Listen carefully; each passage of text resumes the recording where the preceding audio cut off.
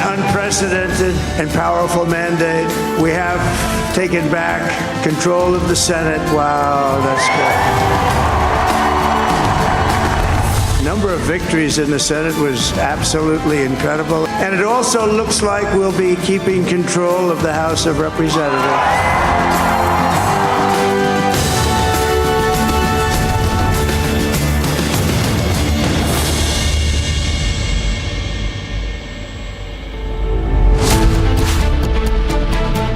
Versus right-wingers.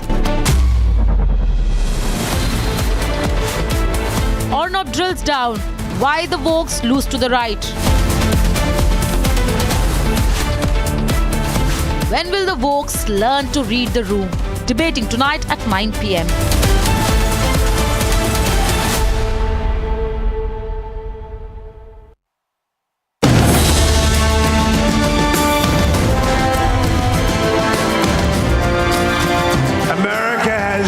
Given us an unprecedented and powerful mandate.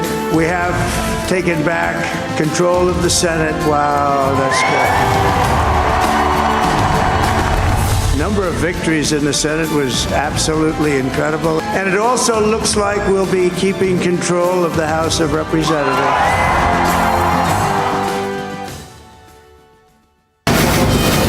From the Republic Media Network headquarters, it's time for Arnab Goswami on The Debate.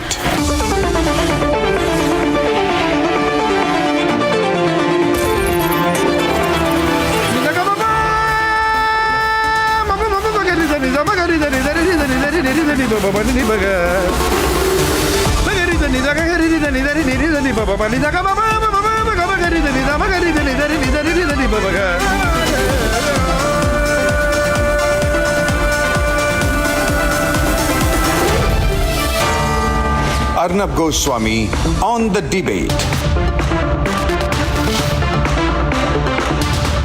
Ladies and gentlemen, some people have been rejoicing, some people have been in mourning, some people are ecstatic. Some people say that, they feel life has no meaning anymore. But one thing I can tell you is that nobody is having a normal reaction to the US election. I mean, it's bizarre. Sometimes I look at this election and I say, what's going on here? Is it some kind of a comedy going on? Is it a, sort of Shakespearean tragedy? But I just wanted to begin the nation's sharpest opinion by saying that whenever I comment on the US elections and the results, wherever I've been commenting, and people say, are you talking about India? Are you talking about America? Are you talking about the Indian political situation? Or are you talking about the American political situation? So I don't know why people ask me that question, but let me tell you what I've said about what has happened after the American results and Trump won. The first is that there is this lobby, this poor little pathetic lobby, and reality has hit them in the face with the velocity of light. They don't know what to do. They are completely stunned. And this lobby is sweating, ladies and gentlemen, sweating so hard, because the worst thing that can happen to anyone, an individual, a group, a community, an institution, or a lobby, is when you realize that you're completely irrelevant. And this lobby has realized the fact that it is completely irrelevant. It has all kinds of singers and pop stars and ex-pop stars and ex-singers and ex-this and ex-that, whatever. But they still got nobody on their side. They got completely hammered in the election. The biggest thing is, ladies and gentlemen, this lobby, which is represented by the media, has given up all pretensions of honesty, integrity, or loyalty to fact in the course of this election. They've gone all out. In fact, let me tell you, this lobby and the media, they were on the campaign trail with Kamala Harris. They were not fellow travelers, ladies and gentlemen. They were the tires of her campaign bus. They were the coffee mugs that were passed around during her campaign speeches. They were the pit stops. They were the people out there at every single level who were on the campaign trail. There was no media in this election. The worst thing for this lobby this time is that they have absolutely nobody to blame. But the fact that they have been rejected, they have nobody to blame. They don't even have Putin to blame. They can't even go around and say this time that Trump won because of Russian interference, because he didn't. They have nobody else to blame but themselves and the fact that they are, at the end of the day, what nobody wants to accept. In India too, this lobby does not want to accept. And when I tell the lobby what they are, they say, oh, you are a right-wing person. You run a right-wing network. You may be the most watched network in the country, but you're right-wing. Well, the reality is it's better than being wrong-wing. And the reality also is this time, ladies and gentlemen, that this entire group ran on an assumption that they represented the people.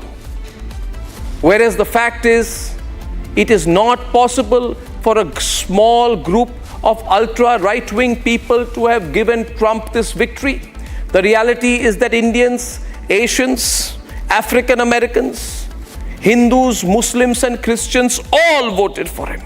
And the reality also is that there were two candidates in this American election. And remember, viewers, I'm only speaking about America. Please don't take this video and paste pictures of Rahul Gandhi on it. Please don't. Put all the pictures of Kamala Harris that you want. Do not put pictures of Rahul Gandhi. Do not draw that comparison to Rahul Gandhi. For I am talking about one person who lost today. I'm not talking about the person who lost in June. I'm not talking about the person who lost in Haryana. I'm talking about the person who lost in the United States of America, called Kamala Harris.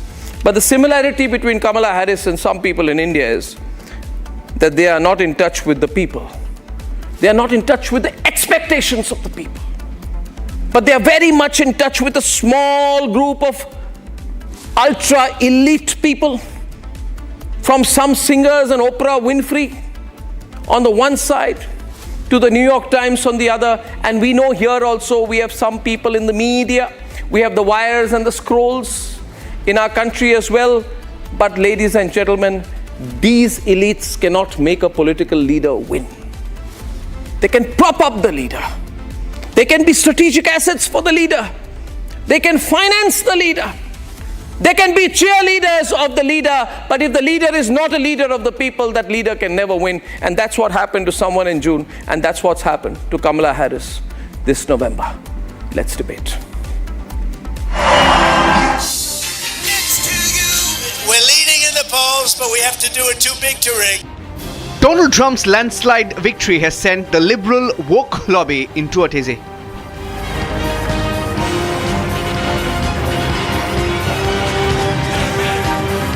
Every single day I will be fighting for you, and with every breath in my body, I will not rest until we have delivered the strong, safe, and prosperous America that our children deserve and that you deserve. This will truly be the golden age of America. That's what we have to have. The Trump campaign has comprised a plethora of iconic moments, from the fist bump post the assassination bid to his befitting reply to Joe Biden's garbage comment about Trump supporters. Make America great again. Oh. Make America Great Again message has resonated with the American masses. Multiple Donald Trump supporters have accused Kamala Harris of changing her accent. Watch the different clips which the Republicans base their comments on. When union workplaces are safer, every workplace is safer. When unions are strong, America is strong. You all helped us win in 2020, and we're gonna do it again in 2024. So I'm gonna get into some business now. Okay, I'm gonna get into some business now. All right. Hello to all my divine nine brothers and sisters. Despite the Democratic tactics, the Republicans have scripted history. Do the wokes have a problem because Trump took a nation-first stance? The left liberal woke media is indeed having a meltdown. Despite the smear campaign, Donald Trump has emerged victorious. Big money, digital machinery in their control. But the wokes have lost big. Does this signal the fact that the wokes finally need to wake up?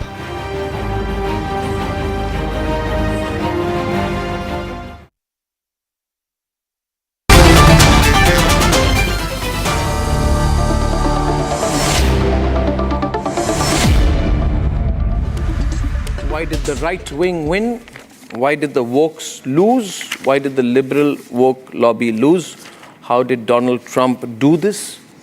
Ladies and gentlemen, I'm starting again with Shalabh Kumar, founder of the Republican Hindu Coalition, friend of friends to Donald Trump, and chair 2016 Indian American for Trump campaign. And he's been taking clear positions. Shalabh, congratulations, mighty congratulations. What a fantastic victory. What a huge victory. And what a stunning victory. And everyone's in shock. I mean, it wasn't even close. Towards the end, it wasn't even close. So what happened? What do you ascribe this to? Well, God is watching over, like President said. It was meant to be that God was smiling over the United States of America, and that's what happened. Now, actually, there are a few things I do want to point out. When we were talking about, I believe on November 1st. Yes. When we were talking about, and from listening to your monologue and having a conversation with you, I made a comment. Arnab, this interview itself might make the difference. Yeah, you said that. I remember. And it did. I'm into numbers and fairly analytical. So there are 3 states we were focusing on: Pennsylvania, Michigan, and Wisconsin. So in these 3 states, I would say the margin of victory for President Trump is close to 450,000 votes.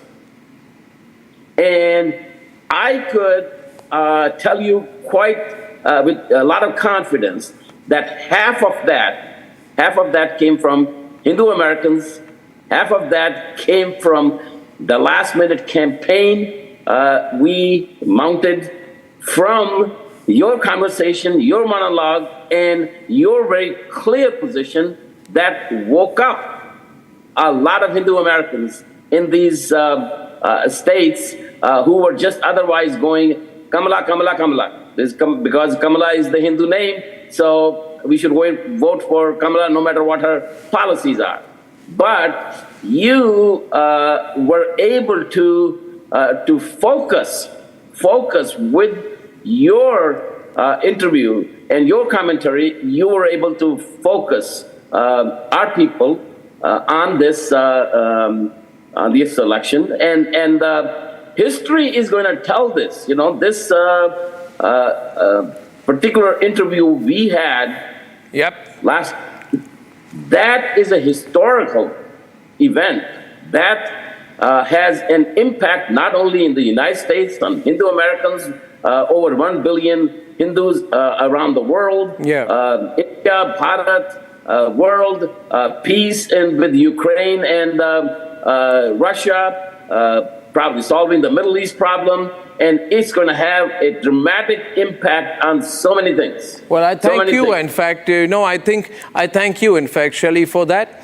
And also, I think what you've done in terms of bringing the Hindu Coalition for Republicans together is incredible. See, Shelley, you know me for some time. I mean, I just, when I believe in something, I go all out. And I think I openly supported Donald Trump this time because I felt that he was pro-Hindu. Somebody has to speak for the Hindu community. And I felt so good in the way that he spoke for the Hindus in Bangladesh. And if you don't speak for a community in crisis, then there's no point. And I can assure you, Shalabh, we'll hold Donald Trump to account for it. We hope he continues to take that line even after being elected. So tell me this, there's been a lot of happiness around. I mean, a lot of in right-wing circles in India about this victory, right? But is the business part going to work between Narendra Modi and Donald Trump, because he's a tough negotiator and Modi is also a tough negotiator? Both are very pro their own nations. How is it going to work? Where will the middle line happen? Because it's in the interest of both countries, both the United States and India. So, actually, I'll tell you a comment which Newt Gingrich made in 2016 for me. You know that Newt Gingrich was the first American politician who was on a video call with then Chief Minister Modi. Well, I know Newt Gingrich for another reason. When I started my career, I take you way back, my first ever article, 1995, was an analysis of Newt Gingrich. So I'm fascinated with that man. You can tell him that when you meet him. So yes, please carry on. Yes, no, I was with him last night. So anyway, he had said both of these guys are very tough guys. And whereas President Trump is going to be for making America great again, and Modi will be for making India great again, or bring its glory back. But he says at that time, he's actually on the record saying that is going to be great for both countries, because he recognizes, President Trump recognizes, and hopefully Prime Minister Modi, even though he doesn't quite say it like President Trump does, he realizes that our biggest enemy is China, and Pakistan is just a small bankrupt country now, but China could create trouble for both the United States and India, Bharat, through Pakistan. And we need to recognize that there's going to be a fairly substantial push. I will make sure that happens. Yeah. That we start talking about, we have a blueprint laid out for a free trade agreement, bilateral trade agreement between United States and Bharat. So that will go a long ways. We need to get manufacturing out of China back to United States, and the portion which cannot be done in the United States, that also could be done in India. A lot of manufacturing can move back to India. Now, India has excelled in software, but not in hardware as much. But the next 4 years will see a significant improvement in manufacturing capacity of Bharat. Yeah. Oh, no doubt. There's a world of opportunity, Shelly. Absolute world of opportunity. But so good to speak to you. And, we're starting a 9 p.m. program tonight with Shalabh Kumar. He's an interesting man. People, they change sides when their friends lose. This man in the last 4 years and before that never switched sides when Trump was seen to be down and out. And ladies and gentlemen, remember, I think Shelly should put it on the wall. If you ever feel down and out, anyone feels down and out, pick up the New York Times, I think, cover, or New Yorker, I don't know who put it out, saying that this is the end of Donald Trump. Take that on one side and take today's picture on the other. What a fight back. Shelly, good to see you. I'll see you soon. I want to make another comment. I've never spoken to you about this, but this is important to note from my own perspective. See, it was August of 2016 when I appeared in a debate with you, an hour-long debate. Okay? So there actually at that time you had conducted a poll. We did. Before and after. And what had happened was after I spoke, like 85% of Indians went for Trump. So that was like an impromptu poll that was done. So I thought to myself, boy, if I can convince Arnab's audience in India, why don't I do that in United States? Shalabh, let me tell you one thing. I don't want to praise our network, but I can tell you we have a huge viewership in the United States of America. Let me also share with you, sometimes we have so much traction from the US, more than some of the American media networks. And I'll make one prediction, Shalabh. Let me tell you, 4 years from now, when the next US presidential election happens, I think a comparable people will be watching on the Republic Global channel than CNN and whatever those networks are, which have anyway become so discredited. I thank you again, Shalabh. Thank you, my friend. Thank you, Shalabh Kumar, Trump man. And Advaita Kala, Rashmi Samant and Saurabh Shukla are on the side of the right wing. If you don't mind my saying so, Advaita, don't try to be neutral. You are not. We are not. We are proudly prejudiced. That's a new term, proudly prejudiced. Now, on the other side is a very grim-looking Santosh Mehrotra. Santosh, cheer up a little. Ray Locker is a journalist and author, has appeared many times on my show. Saira Shah Halim looks devastated. And Meera Patel is an advocate practicing in the Supreme Court of India and managing partner in Law Circle. She's a firm Kamala Harris fan. I don't know if she remains one today. So, Saurabh, first of all, live from Boston. It's such a pleasure to work with you, Saurabh. You've been such a great associate. News Mobile, great digital news site. And you've been doing some great reporting for you and for our network. Saurabh, how are things there? Why did the Wokes lose? Good to be on your show, my friend. And, as we were speaking earlier as well, that I would say that people in the US have voted for a leader who could connect. You were speaking about a lot of times, ideologies and the, extreme left tries to portray a leader as something else. But I think they failed to see it in India when Narendra Modi came back to power, and they failed to see it here in the US when Donald Trump has got. And I'm telling you, I was speaking to a lot of strategists on both sides. One overwhelming view here is that people voted, whether it was voters, the Americans, the white Americans, from African American community, Indian American in an overwhelming number, Latinos, even women voters, as was being done. Because what Donald Trump did is strategically send out a message that it's a battle between him, who's not an insider, he's the Washington outsider, compared to somebody who was an insider. And the Democratic Party failed to see, because they were being backed by a set of elites who made them think that they can win the votes and can win the election.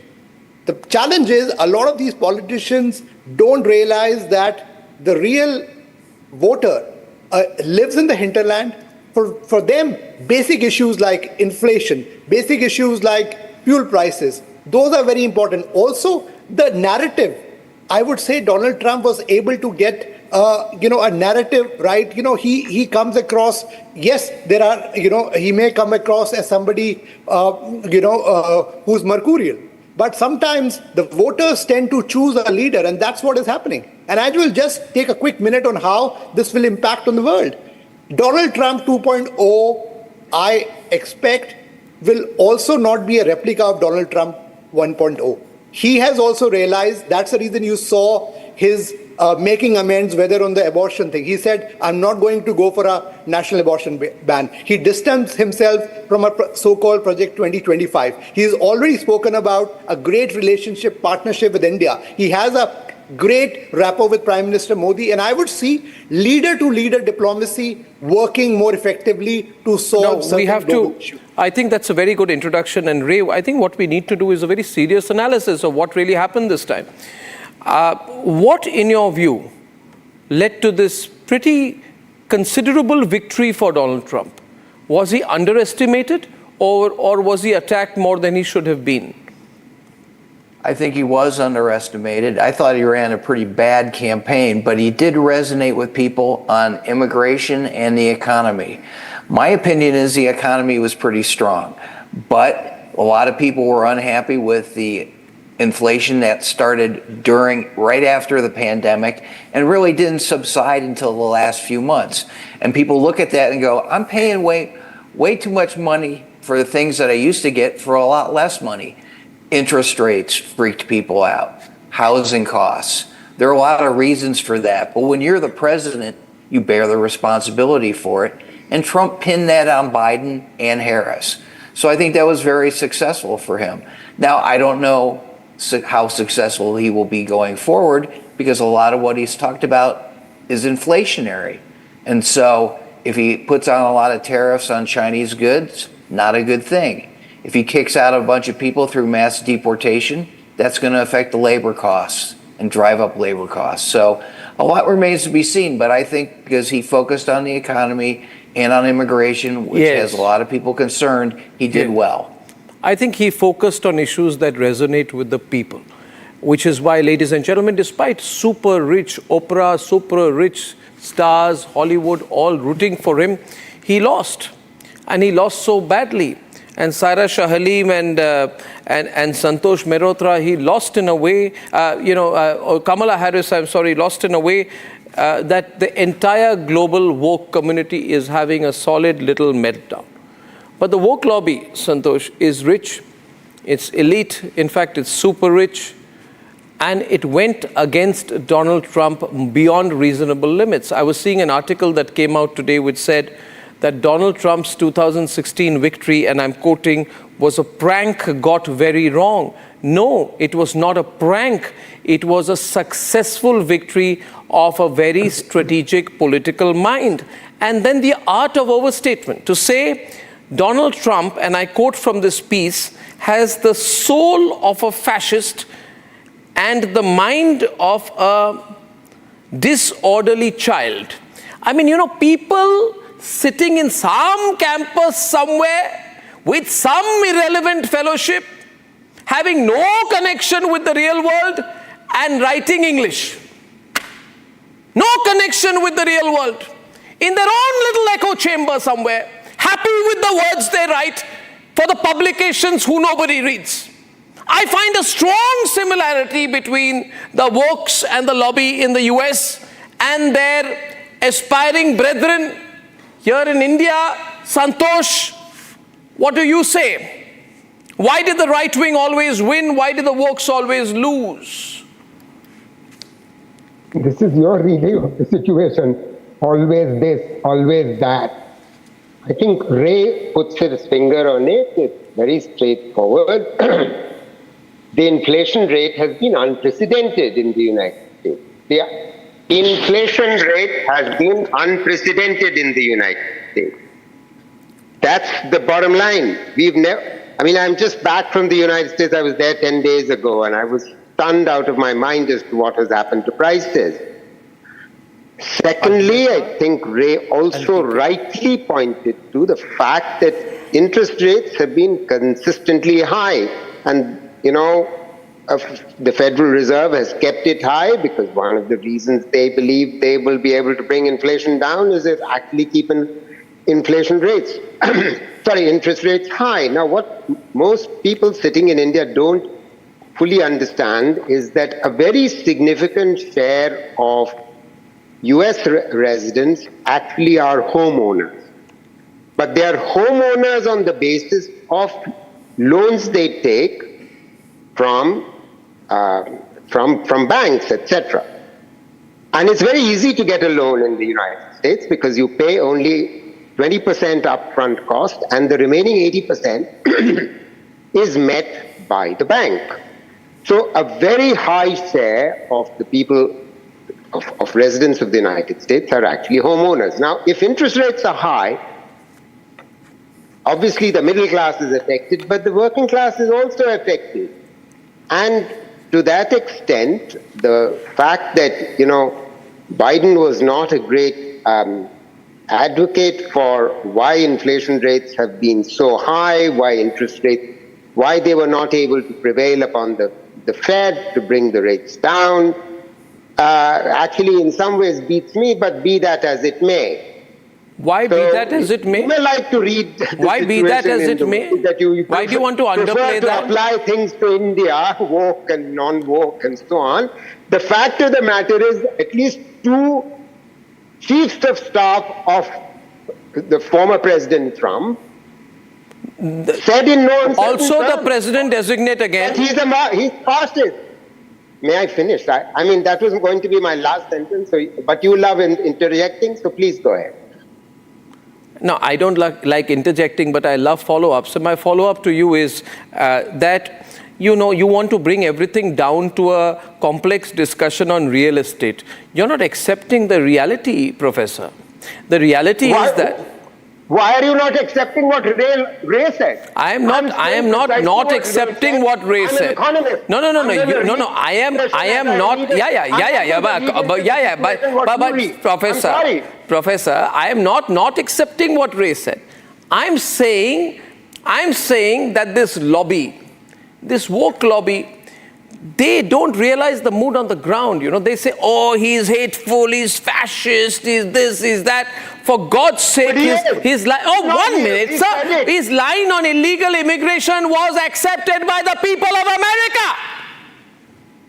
And if there had been no issue, people would not have accepted it. You know, you people in India are also always for Rohingyas and Bangladeshis and infiltrators, and you tell us to have a golden heart. Well, the fact of the matter is, when Trump says that a vote for Kamala Harris means 50 million illegal aliens will invade our borders, steal your money, steal your job, steal your life, of course he's overstating things. But the fact of the matter is there is a problem. Like there is a problem in India too. Like there are 93,000 Indians on the borders. Why? Because they what about the 50 million, 100 million? What about the 50 million, 20 million Bangladeshis? Enjoy and you see the problem with you. 1 minute. It's a problem with you. Just, I don't want to raise my voice, please. I want to have a temperate discussion, but you won't let me. The fact of the matter is we have a leader in India too. We have a leader in India to raise this curious analogy that you will like. We have a leader in India too, who is an opposition leader. I think he will remain in the opposition. He says, you see, Indians, India is not a nation. And then he expects to get elected. I'm only saying the right wing is pro-nation. If you're not pro-nation, what are you? What is Make America Great Again? It's pro-nation, pro-American nationalism, good for them. It's nationalism has a constituency, professor, that you may not accept, but which is growing larger and larger every day in every country. Can I have Advaita on the other side? Advaita, what happened today? What do you think? I think common sense won. That's what happened today. I think, you may want to embellish it with all sort of things and now steer the argument towards inflation, which was at 22%, by the wage increase was at 20%. So there was a disparity, but it wasn't that bad, etc., etc. Yeah. You can say whatever you want. Okay, bottom line is that we had an issue with the Democrats going completely crazy. And that was the problem. They were unhinged. The far left had taken over. They were more concerned about pronouns than they were about any real issues on the ground. They made that their reason for existence.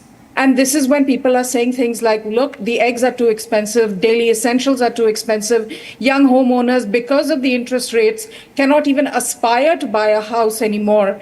These were all very real issues. And instead, what did you have the Democrats doing? This one's a dictator. This rally in MSG is like the Nazis, and it was held in this and so year. It's a just demonization, identity politics. Kamala Harris, no idea what she stood for. Word salad after word salad. Nothing on her policies is clear. At one point, she's against fracking. At the other time, she doesn't have a problem with fracking. Then she's in for gun bans. And then she goes ahead and says, well, I own a gun and I strap one when I have to. So the American public was saying, just who are you, Kamala Harris?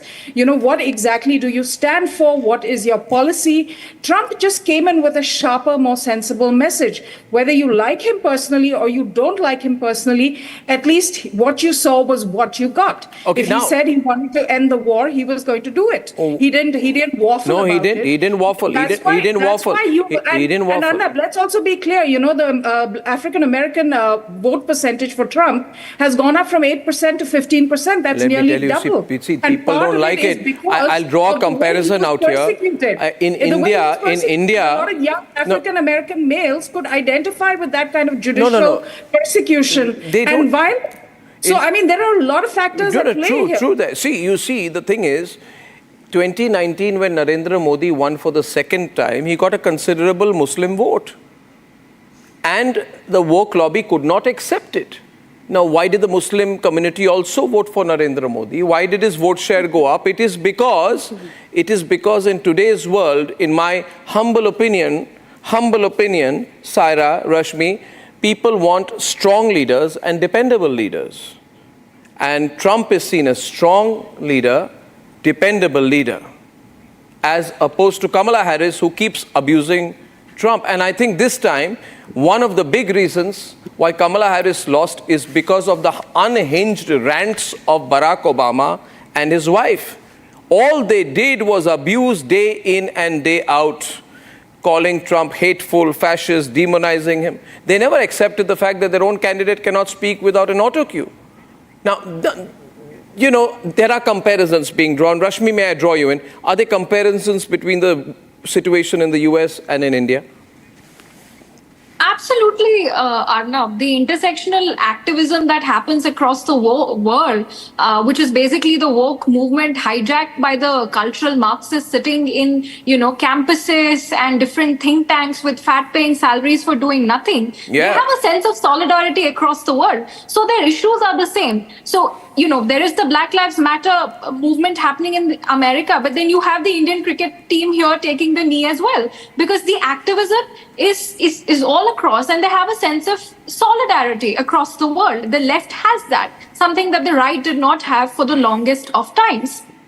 But they're repeatedly rejected. I think that is something that we saw today. The Marxists were first rejected by the middle class people, and then the Russian regime and the Chinese regime, kind of rejected them altogether. Then they all came onto university campuses, and they've started this global cabal of activism that happens along the same lines across the world. But what they've forgotten is that you can fool all the people for some time. You can also fool some people all the time, but you can't fool all the people at all times. That's what they've forgotten. Yeah, and the Trump campaign, I think it's incredibly unfair to say that they didn't work hard. They worked extremely hard, because I followed this campaign to the T. In Pennsylvania, which became, a key swing state, they brought out 80,000 first-time Amish voters. They registered them. These people, they're isolationists, but they got them out, they got them registered. So they worked incredibly hard as well. And, Democrats, they were just rhetoric after rhetoric, forgetting that, gone are the days of fooling people based on, rhetoric which are manufactured on campuses and through think tanks and endorsed by a few Hollywood celebrities. Those days are gone. The real people won't be fooled anymore, be it in America or in India. Yeah, so I think that is the lesson. Absolutely. Also, this little self-help. So I'd like to come in, Arnab. Yes, Saira, please. Yeah, so what I'm saying is, Arnab, neither are we devastated nor are we euphoric, because you look at Republicans and Democrats, it's the same thing. Kamala Harris has never been vocal about pro-Palestinian rights, and I feel the Joe Biden administration didn't do enough to stop the war in Gaza. So either ways, we are neither devastated nor we are euphoric. I'm stating it again. And here, if you look at Kamala Harris, she lost the popularity votes because you have to look at the Arab Americans. A lot of them voted for Donald Trump. And here, 79% of Jews, they voted for Kamala Harris on the contrarian side. Because here, what Kamala Harris failed to do is have a vocal stance for Palestine, which she clearly did not have a vocal stand. And here, Kamala Harris has endorsed policies that sanction arms to Israel as part of the administration. So I think overall, the Americans are very confused about what she's standing for. So like I said, it's not a congratulatory time, nor is you're sinking into depression. No, you are sinking into depression. Not you, Saira, but just read what is being written around. Just read what is being written around and what they are seeing here. It's like the Congress party.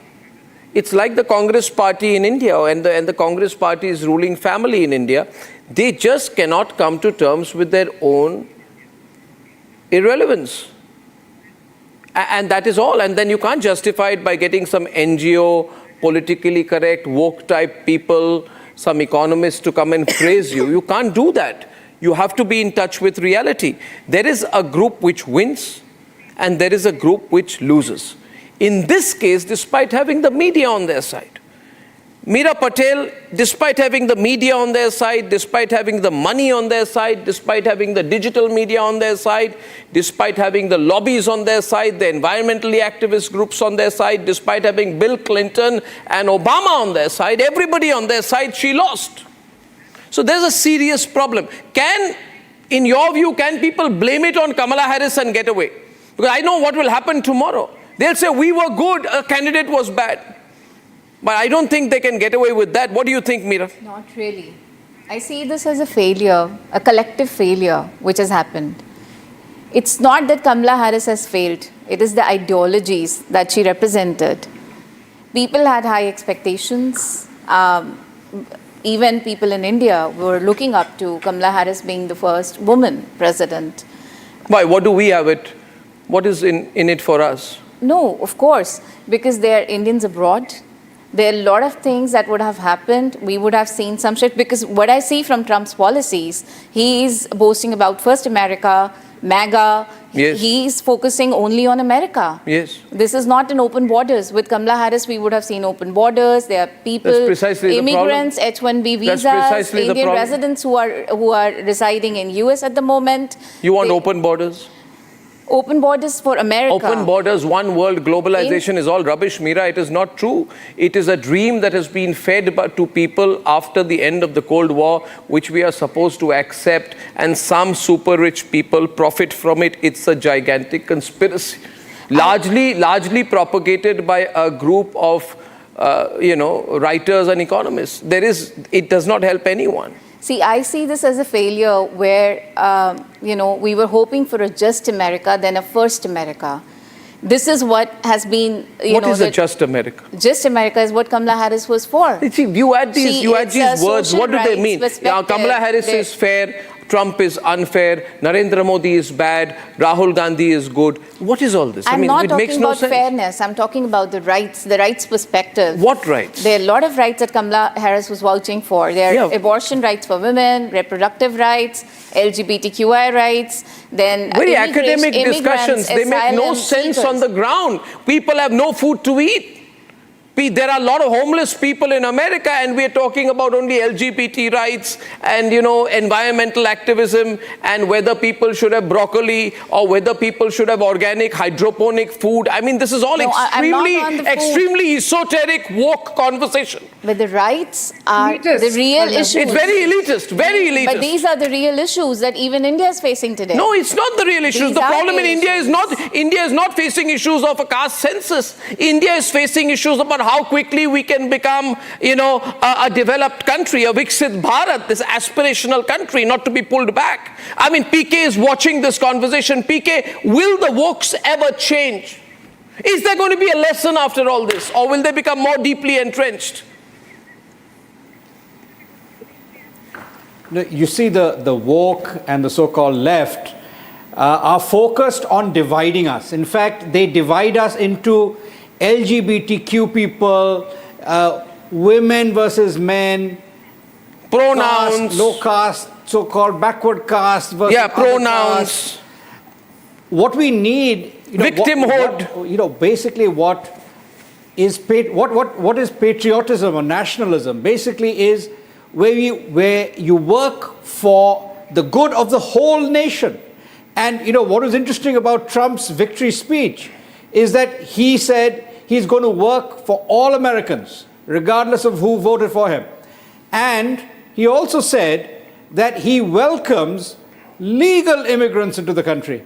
What is wrong with that? He wants all legal immigrants, but the illegals need to be weeded out. That's very similar to what India talks about when we talk about Ghuspetias who are coming in without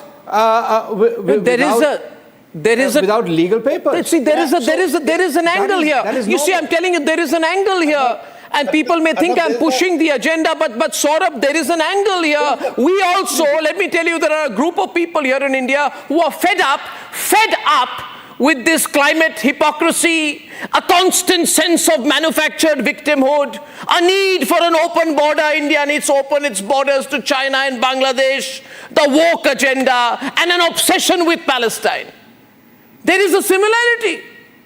We are fed up, and it's clear to me from today's results, Saurabh, a lot of Americans are fed up as well. Arnab, let me say it, the American people what is interesting is Donald that Trump. there's been no focus on Bangladeshi Hindus. Yeah, absolutely. In India, shouldn't we be concerned about Arnab, American people have given an overwhelming mandate to Donald Trump. There is a message here. The message is that what he stands for, what he has been espousing, the American people have democratically elected him, and now let the controversy should rest that, what was he talking about, that he will take America to an extreme, extreme country and all that. Having said that, he is somebody, I was speaking to a lot of Indian Americans. He was the first candidate who spoke. He made a clear distinction about skilled immigrants.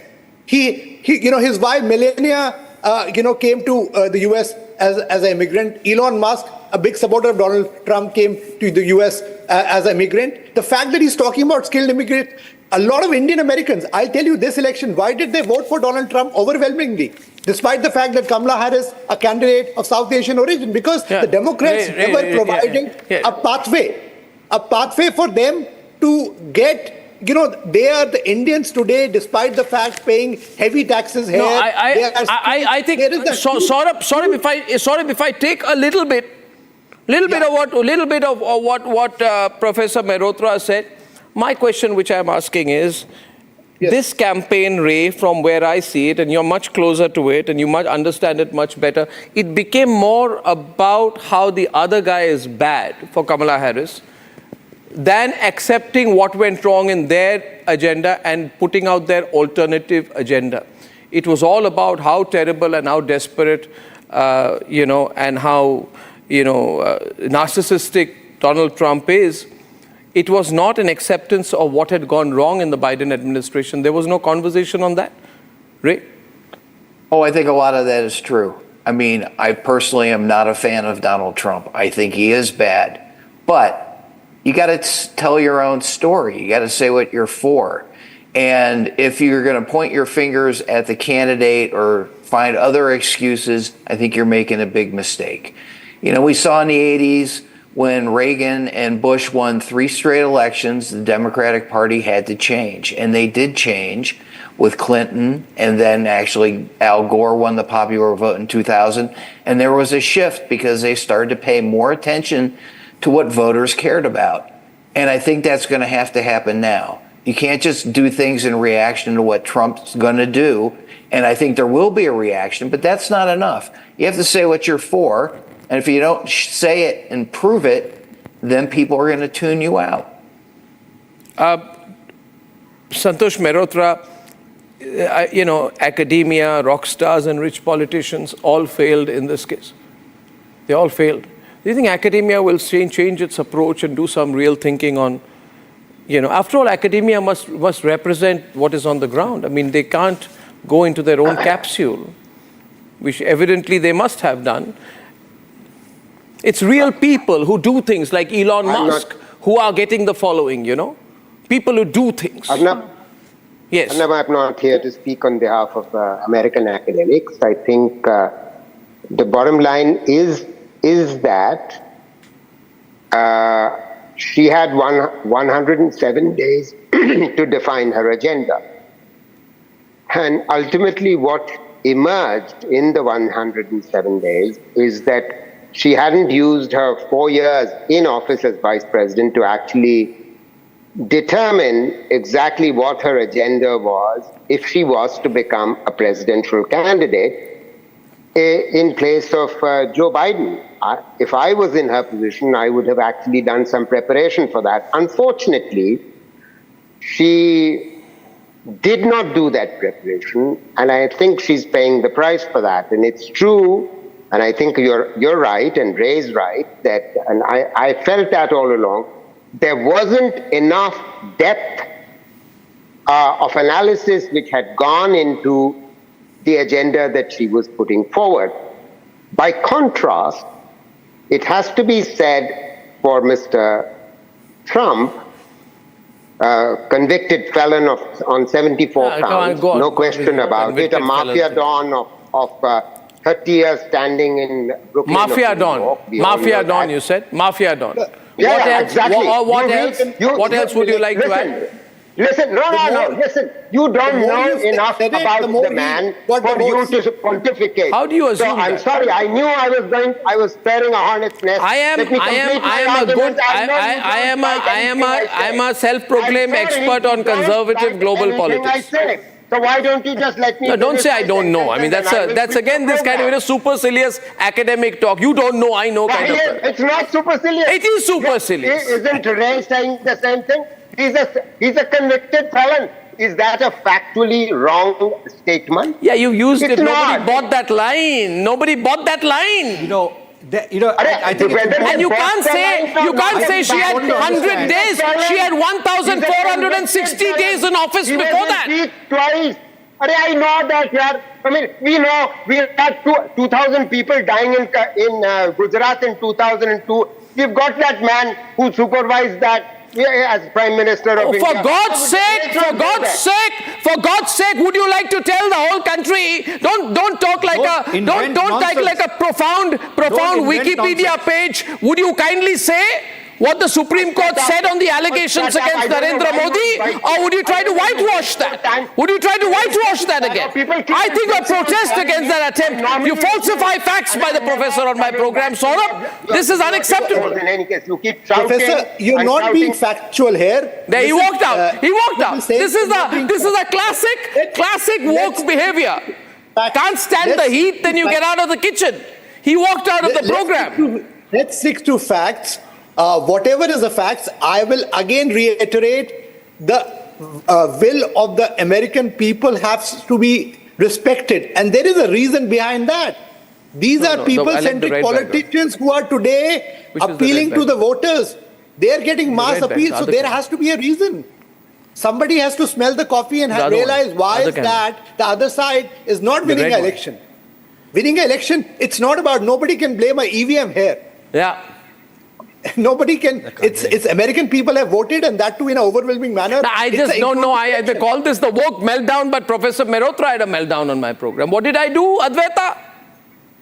Well, this is exactly it, right? Everything gets so personal, and the learned professor, this sort of condescension, the left-controlled Democrat Party, because that's not the party that I was exposed to when I was studying in the US, when there was Bill Clinton, was not this elitist party. I mean, this is a party that has transitioned over the years, and these kind of public meltdowns is what defines them. You have Obama telling African-American men that you don't want to vote for Kamala because she's a woman. Now, why are you talking down to them in a society wherein you have such a prevalence of single-family homes with women as the primary caregivers? So it's not that African-American men don't have powerful women in their families. Give me the other shots. Obama standing on stage and telling them you have a problem with women, that's why you don't want to vote Kamala, is the kind of talking down nonsense that the Democrats have been doing for so long.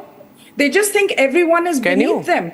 And they don't need to talk to people, they need to talk down to them. And this is the response that they've got. And the professor, I'm sorry to say, the way he stomped off is a classic example of this kind of intellectual and misplaced arrogance, the red background, which is losing touch with the common people. And it's the common people who go to vote. Yeah. Anyway, I'm sorry for the way he behaved, but I can only say, viewers, he's not the only one. A lot of people tonight are having a meltdown. A really solid, real, long-term meltdown. I just hope that they change on the other side of it. I wish them well. And as I've begun to say, don't celebrate Donald Trump coming in too soon, because I'm not sure what his line is going to be about business and about India. But the fact is he's won and Kamala's lost. And Kamala Harris not just lost, she's lost pretty badly. I thank everyone, and Mira as well, and I shall see you tomorrow. Ladies and gentlemen, the debate, in case you missed it, on what the impact of Donald Trump for India is going to be on the other side. Time for a quick breather. Arnab will be right back with the debate. Co-powered by Jaguar Bath & Light. Amity has been ranked amongst the top 3% universities globally, a testimony to Amity's globally benchmarked quality.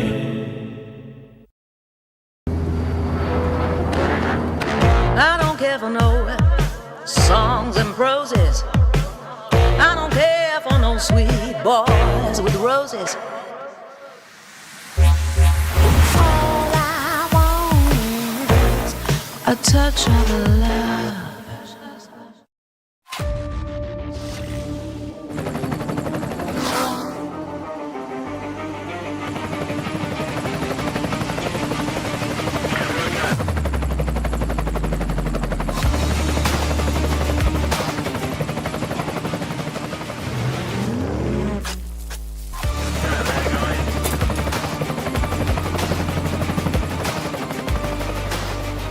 director, The Taste of Success.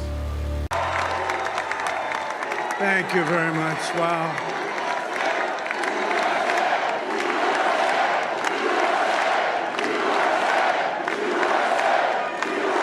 Well, I want to thank you all very much. This is great. These are our friends. We have thousands of friends on this incredible movement.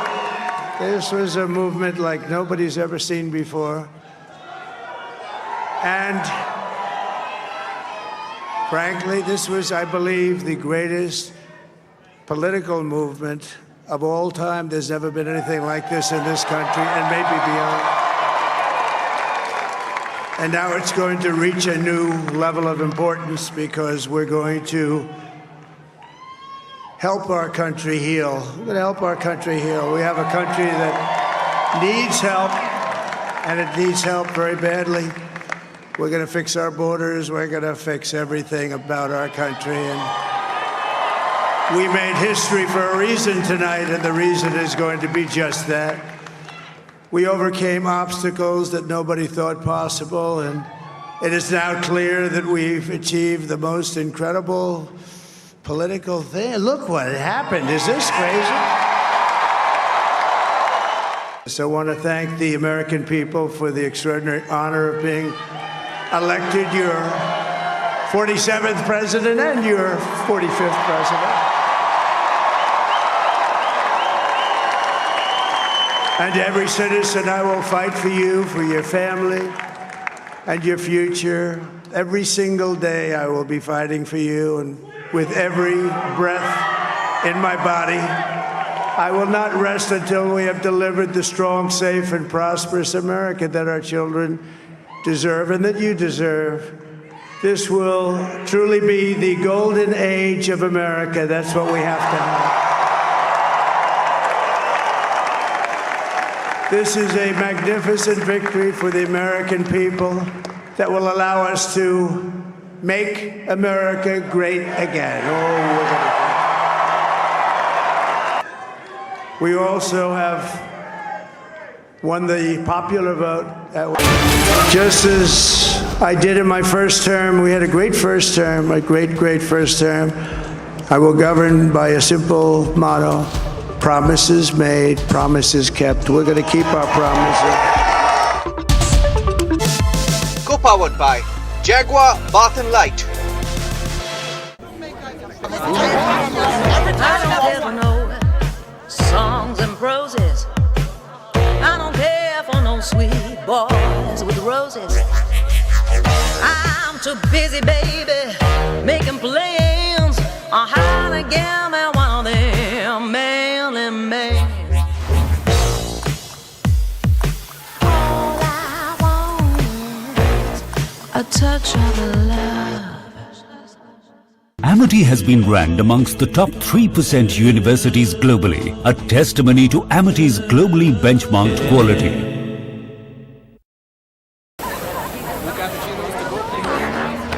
I don't care for no songs and proses. I don't care for no sweet boys with roses. I'm too busy, baby, making plans on how to get me one of them manly men. All I want is a touch of love. From the Republic Media Network headquarters, it's time for Arnab Goswami on The Debate.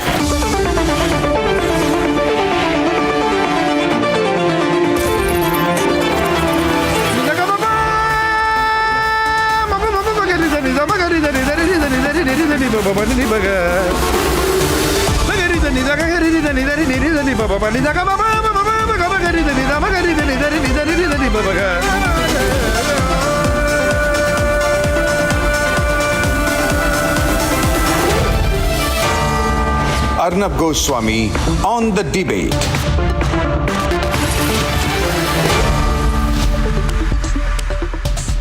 Well, Donald Trump is going to be once again, for his second term, the President of the United States of America, the 47th President of the US. And the question everybody is asking is, how is this going to work for India? Well, at one level, it's going to work out great because Donald Trump personally has a wonderful equation with Prime Minister Narendra Modi. He respects Narendra Modi. He's spoken about him so many times in interviews and statements. And it's quite clear that at a level of personal chemistry, both the leaders are strong leaders in complete control of their respective countries. For Narendra Modi, it is his third term. For Donald Trump, it is his second term. Both are leaders with cult followings and quick decision makers. So at a level of personal chemistry, I think there is a world of possibility out there that Narendra Modi and Donald Trump will do great things together, that they will be able to take quick decisions, cut the red tape, and make things work. Having said that, and despite the fact that many people believe that Donald Trump wants America and India to work together, and I too believe that he does want America and India to work together, I have no doubt that compared to Kamala Harris, he's a much better alternative as the President of the USA from an Indian perspective.